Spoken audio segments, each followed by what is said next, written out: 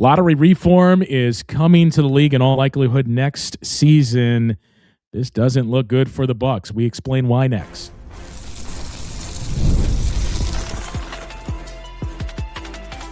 You are Locked On Bucks, your daily Milwaukee Bucks podcast, part of the Locked On Podcast Network, your team every day. Welcome into Locked On Bucks. I'm Justin Garcia, joined as always by Camille Davis. We thank you for making this the number one sports podcast network in the industry. You can hear me on the Bucks Radio Network.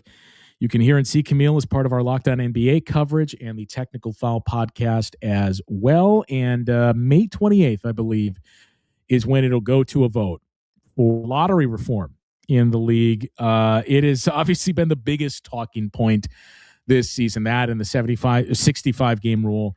Yeah. But we have seen a lot of blowouts. We mentioned the Thunder were a 25.5 point favorite against Utah. They covered it with ease. Bucks were an 18.5 point dog, I think, against the Pistons. They did not cover that. Some of the starting lineups and player availability that you see has become comical at best, that it has just hit this breaking point. And whether or not that's just because this is viewed as a generational draft. We've seen tanking, maybe not to this level, but we've seen tanking the past few years. So Adam Silver has said enough is enough, and they are taking it to a vote. It sounds like what they're moving forward with is the 18-team lottery, which I think we briefly talked about this earlier in the week, but this would be all the teams that miss the playoffs and all the play-in tournament teams. Yep. So as it sits right now, you can be a play-in tournament team and be in the lottery if you're knocked out of the play-in tournament.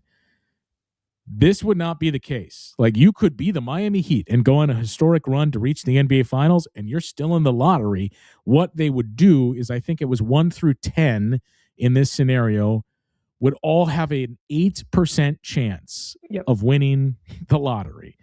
The remaining 20% odds are split evenly among teams 11 through 18. So I think that would be a 2%, basically, like a 2.5% chance for those teams to jump all the way up. And I think they would do it in tiers too, of, all right, we'll draft teams, do the lottery for 1 through 4. Once those are removed, we take them out. Now let's do the same with the remaining teams for the rest of the order, that it's not going to be based on a record at all. It is a lottery for every single pick, 1 through 18. So when you hear that, I guess the first question is, does this actually solve tanking? We'll get to that, but what are your thoughts on this?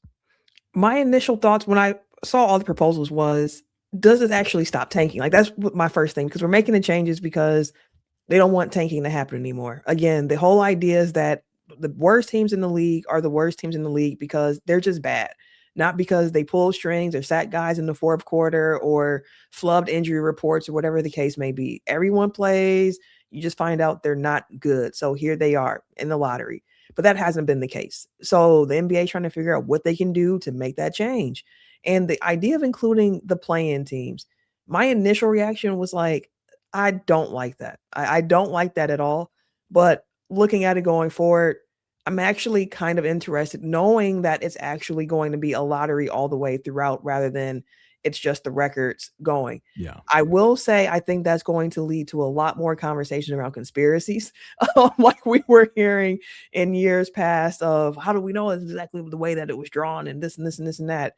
I think it also makes the draft lottery process more exciting because now when you're watching it, if you see a team that was up and you're like, oh, wait, they're here. Okay. Someone jumped up. Like, you have to understand how the draft lottery works in its entirety now to understand, like, okay, the top 4 here is like where we can have some movement, but after that, it's all descending order and record. So this way, I think it makes the process a bit more exciting.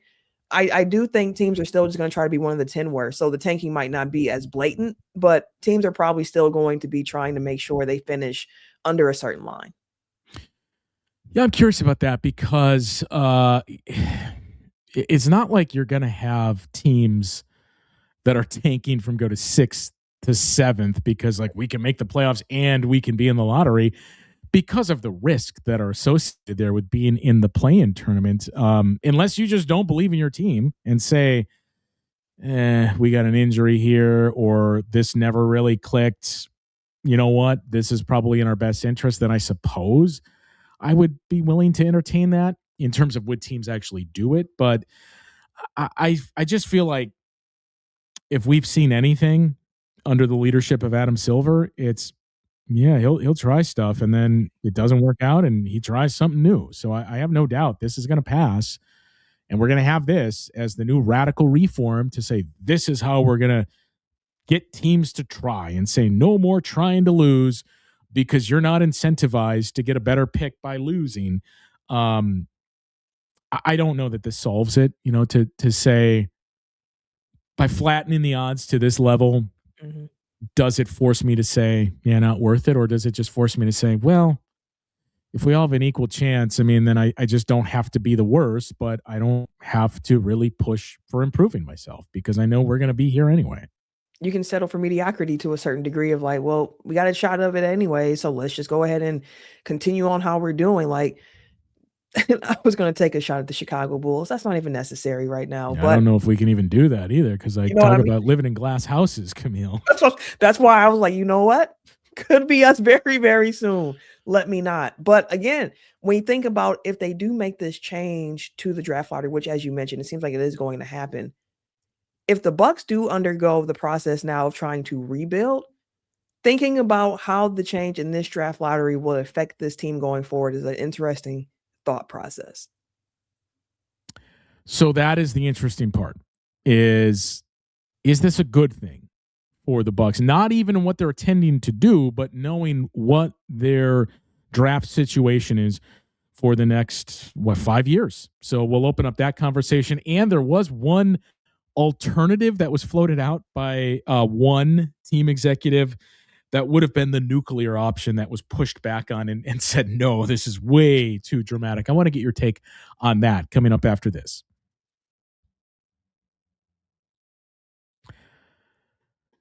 Time to talk to you about our friends over at BetterHelp. This episode is sponsored by BetterHelp. Financial stress is something a lot of people are carrying right now, and it's not just about numbers. It can affect your sleep, your relationships, and your overall mental health in ways that build up over time.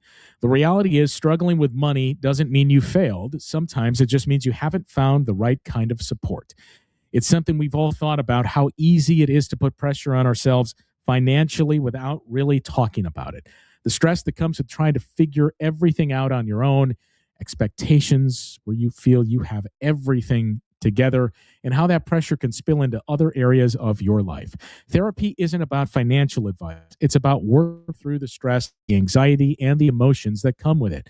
With over 30,000 licensed therapists and more than 6 million people served, BetterHelp makes it easier to get matched and start focusing on what you need.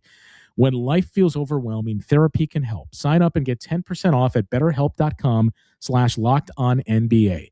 That's BetterHelp, HELP.com/LockedOnNBA. NBA playoffs are here, where every possession matters. Every matchup is magnified, and games can swing a series. Right now, FanDuel is giving new customers a great way to get in on the action.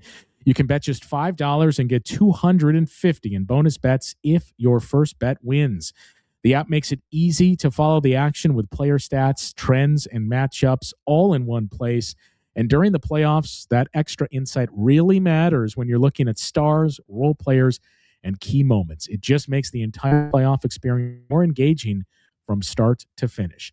Head to FanDuel.com to get started. FanDuel, play your game. Time to talk to you about Prize Picks. The playoff push is heating up. We just got through the NCAA tournaments, MLB in full swing, and there's no better way to get in on the high-flying action than Prize Picks, America's #1 sports pick app. Every bucket, every assist, every big moment means more when you're building lineups on Prize Picks. They make it simple to play. It's daily fantasy built around player projections, so you can stay locked into every game. You just pick more or less on 2 to 6 player stat projections, which makes it quick and easy to jump in. You can even mix different sports in the same lineup: basketball, baseball, hockey, and more. And features like early payouts let you lock in a win early if your player gets off to a strong start. It's a fun way to stay engaged, especially during the most important stretch of the season.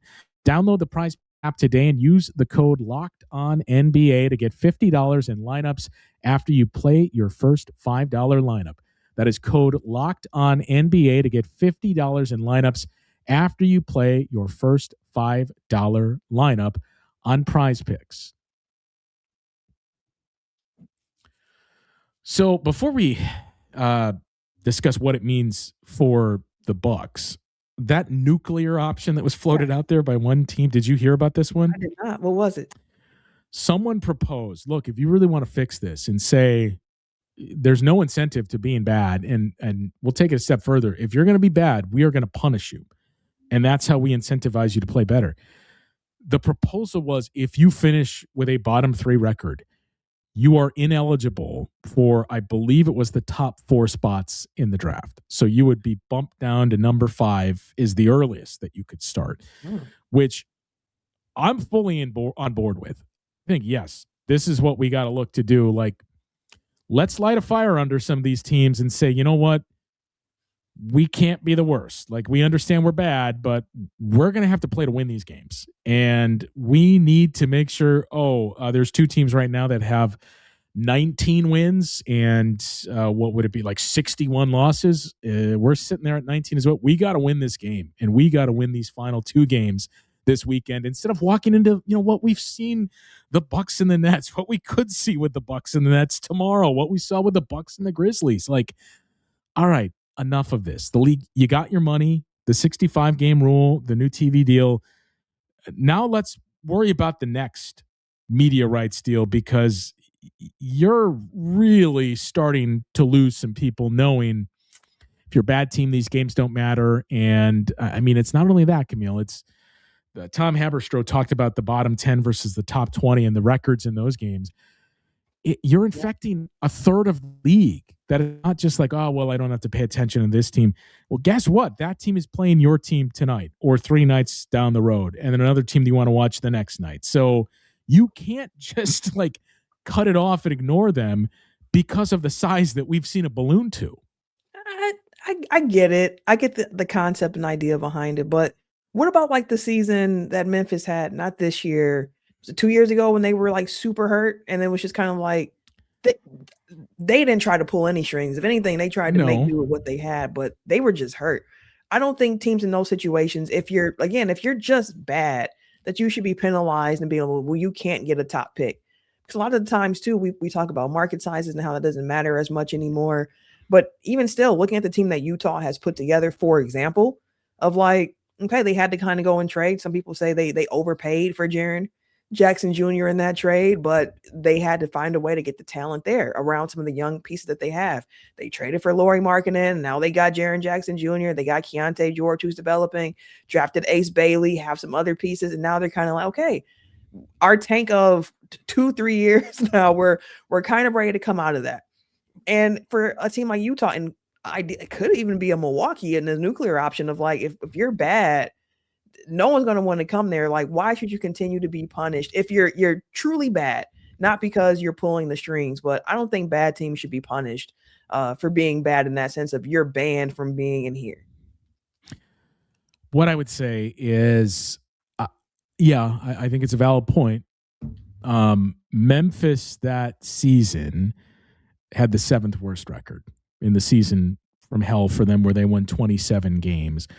The Pistons, that was the same year the Pistons had that 28-game losing streak, and they won 14 games. And my mind immediately jumped to like, well, I guess the devil's advocate is how much of the success right now was set up that season by Detroit and what happened with their draft. Their draft pick that year, 5th overall, was Ron Holland, who's been impactful and helpful for them. But, you look at how the Pistons have done this. It's been Cade Cunningham taken 1st overall in 2021. What we've seen from Duren and what he's become so far this season, it wasn't necessarily Ron Holland. Those were the cornerstones, and then other moves too. Like I get your point in that you're not going to attract the marquee free agent, but also nobody does, because that doesn't happen anymore. There's no free agency in that sense. It's trades for superstars. The Pistons used free agency, even in light of coming out of a bad season. And I know they were a playoff team last year or 2 years ago with this, but they added Tobias Harris in free agency. So I think it's more about what do you have in terms of flexibility. And look, even if we're giving you the 5 pick because you had the worst record in the league, you could already be there under this current setting. And how frequently do we see the team that has the best not win the lottery? So in that sense, it's not all that different in that sense to say like, well, 0% chance. If you finish with the worst record, you're not getting it. So there's your incentive to not be the worst team in the league and actually try to win some of these games.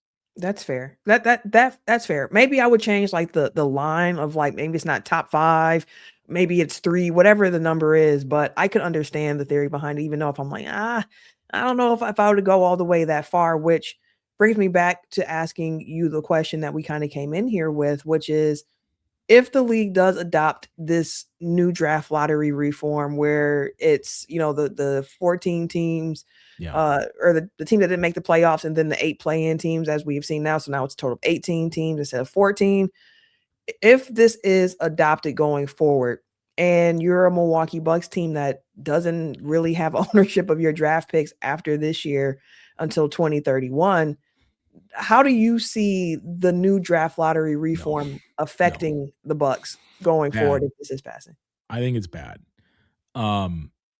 Because, and I suppose you could make a case like, well, it doesn't really impact them all that much because they don't have their picks. They don't control their draft.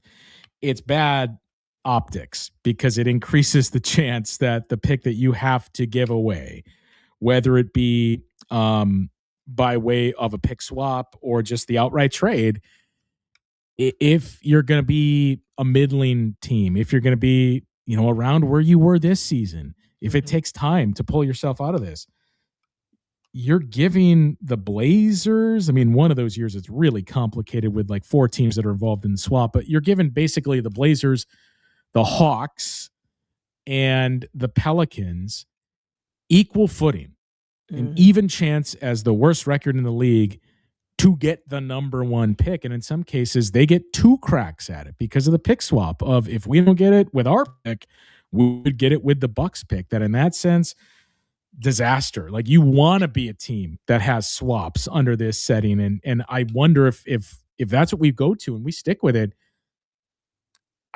our team's going to do swaps anymore and say like, if it's an 8% chance, 1 through 10, no swaps at all. Makes them even more valuable in the new system going forward. So I do think I agree with you that for the short term for the Bucks, that this is not ideal because of what you laid out. So if the Bucks end up in the situation where they are now going to be looking to regain assets going forward, I do wonder if the idea of like, hey, we actually want to try to get as many swaps as we can, like do swaps become the new quote unquote pick protections in a way of like, this is what we're actually interested in going forward. So I think in the short term for the Bucks, without having any assets, pretty bad spot to be in. But if they can recoup some, I do wonder what becomes the most valuable type of picks going forward. If this is what goes forward, it makes things like the rumored offer from the Golden State Warriors all the more interesting because what you would be basing that on is Steph is already in his mid to late 30s. Draymond is there. Jimmy is there coming off an ACL. Giannis is going to be 32 next season. There's not a long runway for that group. It ain't going to last for a while. And we think further down the road, those picks are going to be valuable. Maybe you're not the worst team. You're not going to be a playoff team. And that's now increasing our chance to win. But you got to wait, 5-6 years basically to get those. That's the only holdup with that potential Warriors offer. Leave your thoughts on this rumored lottery reform that we are literally flattening it 1 through 10, and then again 11 through 18. So real quick as we wrap here, that means Bucks, Bulls, Pelicans, Grizzlies, Mavericks, Kings, Jazz, Pacers, and Wizards. They would all have an 8% chance to win the lottery this season if it went into effect this year. The Warriors, Blazers, Clippers, Heat, Hornets, Sixers, Magic, and Suns would have an even, 2.5% chance of winning as well. And they're not even locked into, Orlando was the best record outside of the play-in tournament. They could jump all the way up to, even if it's not winning, they could jump up to 5 from there. So even if they win their playoff series, that's the intriguing part, is what this means. And the first year we see this happen, if this goes through, where a team wins in the play-in tournament and wins a series, even not necessarily what Miami did, and they end up, picking 4th or 3rd and not even winning it. There's going to be some chaos that comes, I think, with this draft, which I think, again, is the draft lottery is going to become even more of must-see TV, because it's just chaotic at this point because of what you laid out. Like, anyone got a chance to win it at this point. Like, maybe not as high of a chance, but you got a chance. All right, leave your thoughts on this proposed draft lottery reform. Is it a good thing for the Bucks? Bad thing? No difference at all. Leave your thoughts, and we will address those on an upcoming show. That'll do it for today. For Camille, I'm Justin. We'll talk with you guys once again on Locked On Bucks.